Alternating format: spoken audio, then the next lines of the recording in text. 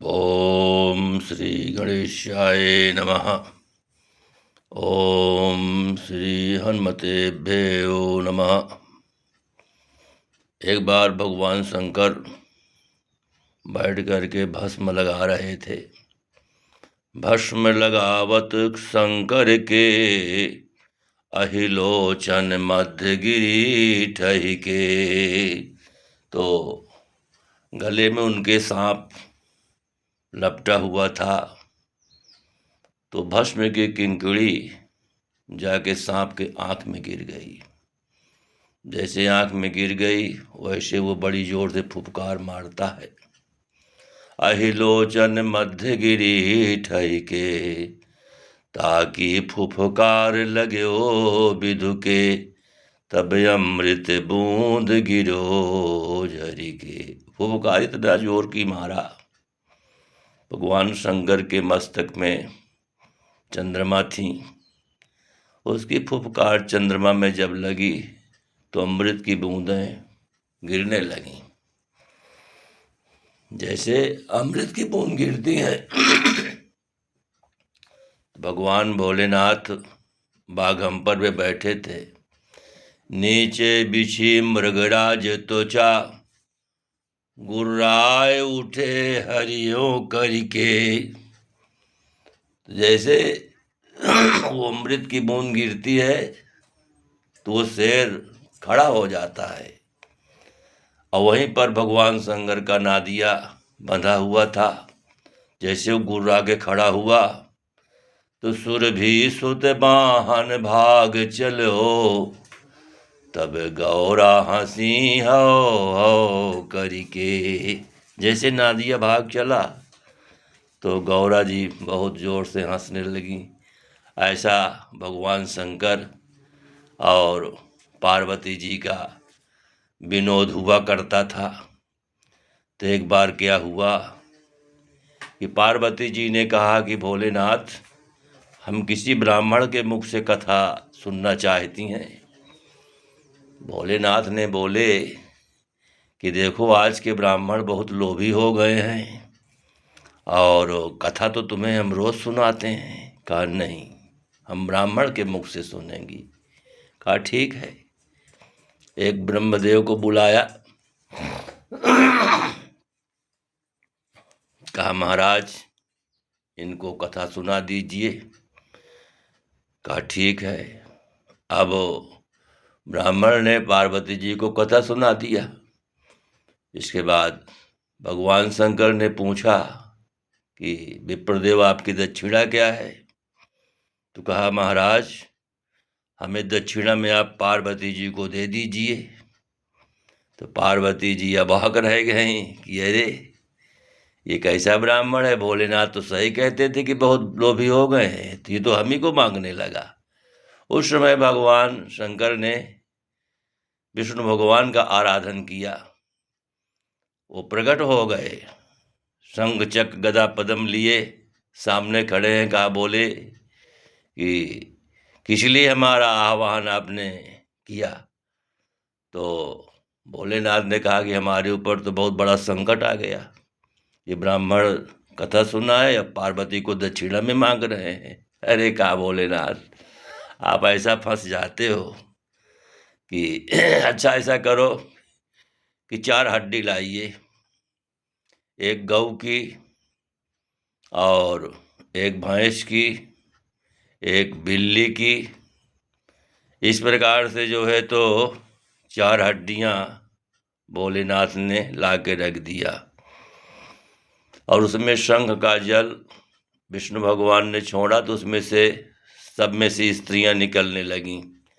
तो जो गऊ की हड्डी से स्त्री निकली तो, और बिल्ली की हड्डी से, भैंस की हड्डी से और कुतिया की हड्डी से, चारों से जो स्त्रियां निकलती गईं, सब ब्राह्मणों को दक्षिणा देते गए और भंडारा करा के, और दक्षिणा में एक एक पार्वती सबको दे दिया। तो जो गऊ की हड्डी से स्त्री निकली और वो पार्वती जिनके घर में गईं, वो तो पति की सेवा करती थीं और शांत स्वभाव, भगवान का श्रद्धा इस प्रकार से तो उनका घर सतोगुणी था, उनके बच्चे अच्छे अच्छे पोस्ट में गए। और जो भैंस की हड्डी से पार्वती निकली, जो ब्राह्मण दक्षिणा में उनको पाए, तो वो जा कर के जब सवा पहर दिन निकले तब जाके जगे और पति से बोले कि देखो चूल्हा चौका हुआ कि नहीं हुआ। अरे कहा ठीक है, हो गया। और उनसे जो बच्चे पैदा हुए वो सब पूरे भैंसा के भैंसा।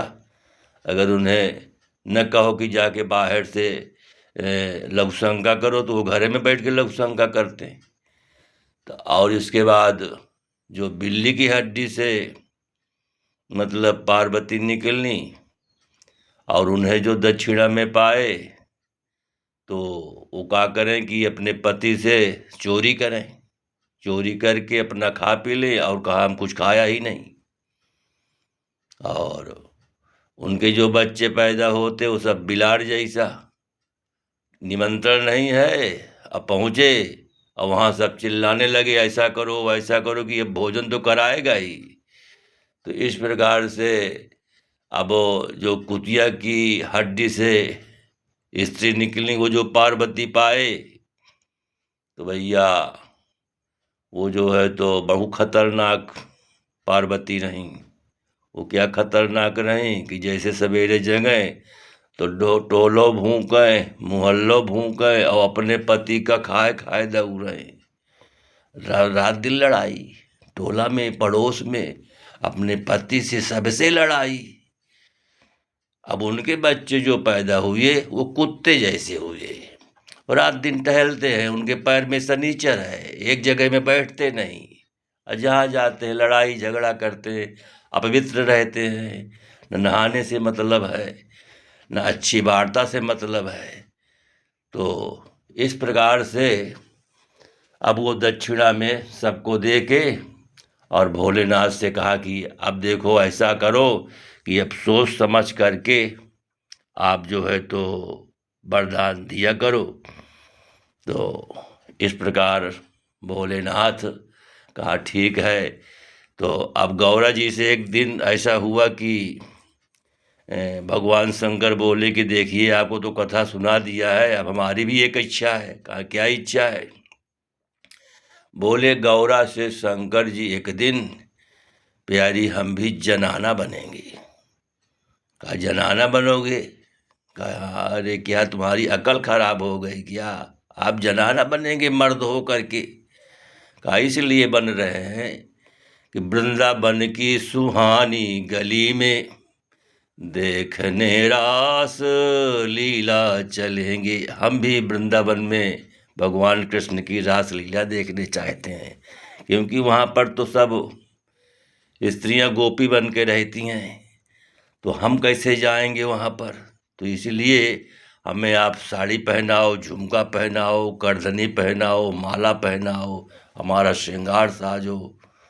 तो कहा ठीक है, अगर ऐसा आप चाहते हैं तो सजाया और सजा करके उनको ले गए। तो बहुत बड़ी गोपी थी, वहाँ बहुत गोपियाँ आई। कहा ये आपके गुजरिया नई नई आई है? कहा हाँ। देखो भाई, इससे आप कुछ नहीं बोलेंगी, ये बेचारी बड़ी है सयानी और ये घूंघट नहीं उठाती है, इसलिए कि आँख भी इसकी है एक कानी, एक कानी है, तो इसलिए शर्म के मारे घूंघट नहीं दिखाएगी। तो इतने में भगवान कृष्ण विनोद करने के लिए आए भो, तो जा करके उनका घूंघट उठा दिया। जैसे मोहन आके घूंघट उठाया तो शंकर जी ने अपना डमरू बजाया और सब पोल खुल गया। सब गोपियाँ कहा अरे वाह भोलेनाथ, आप तो स्त्री बन करके यहाँ पर आए। तो इस प्रकार से भगवान शंकर आदिदेव हैं, इनको हर एक वर्ण का व्यक्ति पूजता है और सारे तंत्र मंत्र इन्हीं के द्वारा होते हैं। और बहुत जल्दी खुश हो जाते हैं ये, बहुत जल्दी नाराज हो जाते हैं। तो इसलिए इनकी भक्ति करने से क्या है कि भगवान राम भी खुशी होते हैं। इसलिए कहते हैं कि जहि पर कृपा न करहि पुरारी, असो न पाव मुनि भगति हमारी। अगर भगवान शंकर कृपा नहीं करते हैं तो भगवान राम कहते हैं कि मेरी भक्ति वो कहीं नहीं प्राप्त कर सकता। तो आज इतना ही प्रवचन करेंगे।